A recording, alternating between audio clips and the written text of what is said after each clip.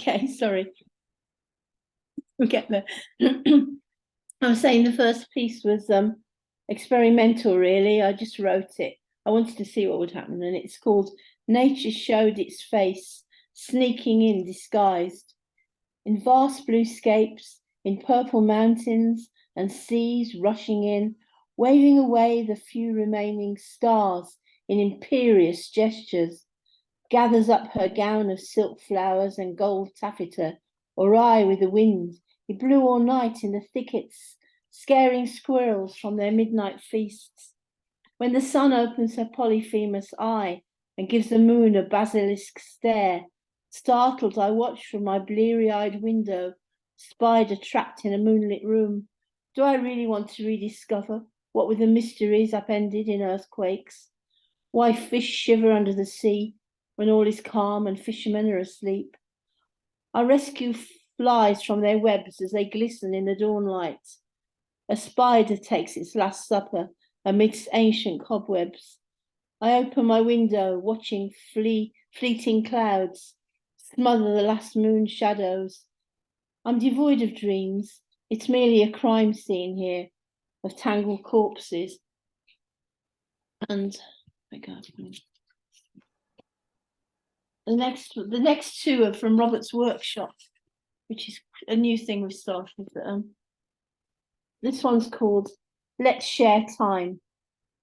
Your disappearance with the tide in a moonlight dream. Ultraviolet waves carried you back to me, my illusory god. Poseidon charmed, starlight particles in your thick grey hair, tenaciously gripping your beard as pearls in an oyster. In the one starry night, our love will take hold like an octopus's kiss in a graveyard of stars, lapped by the sea, mermaids' angelic voices, forever serenade in the backwash. Forever, my darling goddess, you cry. How much do I love you? How do stars die? You've taken over my dreams as particles fly in the multicolored sky. We have traversed oceans, quintillions of light, in the vast distances between galaxies, on the road to nowhere. We survive, but time is of the essence when you're running scared. I spread out my naked thighs in a field of buttercups and dandelions. Think of Richard the Lionheart, the English king locked up in a tower. There in my psyche, blowing away the seeds of time, wipes them from my chin, and the rest of my body, wherever and whenever, 1 o'clock, 2 o'clock, 3 o'clock, 4 o'clock. And there's just one more. Where am I? Just one more. The gulls are shrieking. It's not my mobile left behind in a blaze of sunlight, blaring out its last song. I empty my jeans pockets for proof, but my body has disintegrated. I clutch onto empty space, like the last man on earth. What drove me to this? The seas roaring through, my bloodshot eyes, feet wading through the shallows. Now I'm remembering, negotiating corrugated sand on the tips of my toes, a crazy crab minuet. After I fell, the lights went out.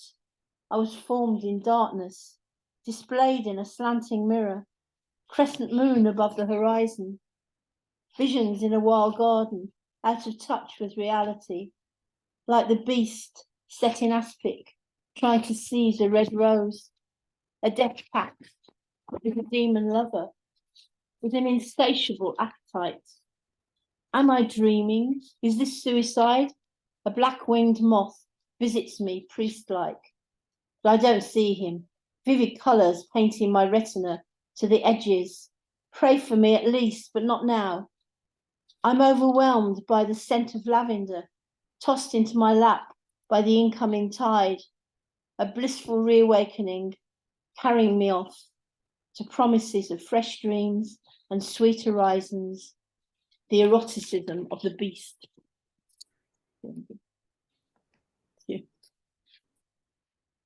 It's a great privilege to be on this show. Thank you, David, for airing our poems.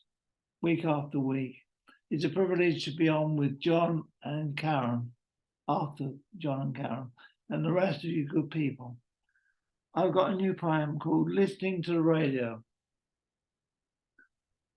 We travel safely to our destination in the flight path of the butterfly, crossing fields of night-scented blossom once in the woodlands.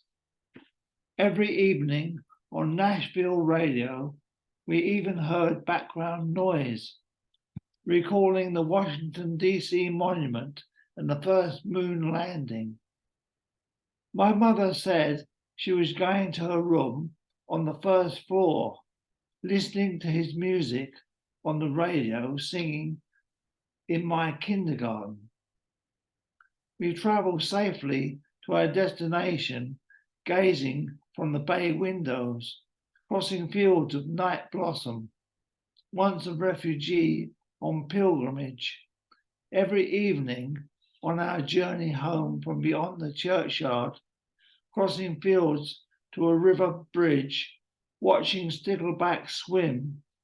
I'm in the owl-light moon on a riverside, secretly returning to her, standing outside time for a glimpse into darkness.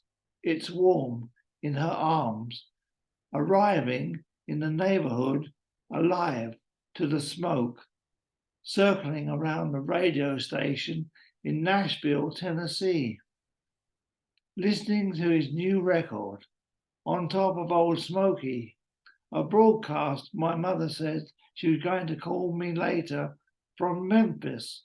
I recall her pointing out the time signatures on the hymn sheet. On the shoreline side of the river valley to Las Vegas, praying, we travel safely with a beautiful map uncovered in the lamplight, crossing fields of asphodel, collecting stars from the waterfall.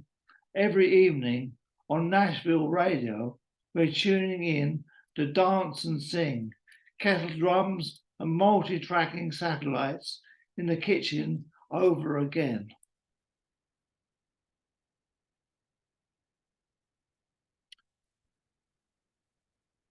Clytemnestra's script.